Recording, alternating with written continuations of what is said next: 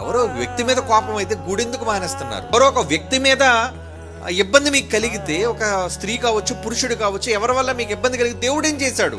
ఎవరి మీద కోపం ఎవరి మీద మీరు చూపిస్తున్నారు? దేవుడి దగ్గర రావడం మానేస్తే విన్న వాక్యం నిష్ప్రయోజనం అన్నాడు. మరి వాక్యం నిష్ప్రయోజనం అయితే దానివల్ల ప్రయోజనం ఏంటి? దానివల్ల కలిగిన పరిస్థితి ఏంటి? నెక్స్ట్ వాళ్ళు పోయేది వాక్యం ఉండే లోకం కాదు, వాక్యం దొరకని లోకం, అదే పాతాళం. వినడానికి వస్తారా?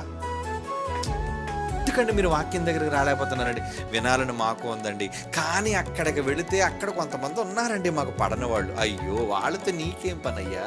హాస్పిటల్కి వెళ్ళారు, రోగులు ఉంటారా మరి అక్కడ? నీ జబ్బు ఉంది, నీకు ఏదో జబ్బు, డాక్టర్ గారి దగ్గరికి వెళ్ళు. ఏమండి మరి అక్కడికి వెళ్ళేటప్పుడు ఏమండి చాలా మంది అక్కడ జబ్బుళ్ళు ఉన్నారంటే, రోగిష్ఠులు. నేను అక్కడికి వెళ్ళాలంటే నువ్వు రోగిష్ఠుడు దానివైపోయి రోగిష్ఠుడు వైపు చచ్చిపోతావు.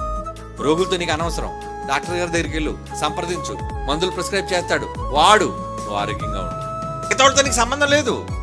ఇదెంత వాస్తవమో సంఘాలకు వచ్చేటప్పుడు మనుషుల మీద కోపాలతోనో ద్వేషాలతోనో రావడం మానేకండి. మానేస్తే మీకు నష్టం.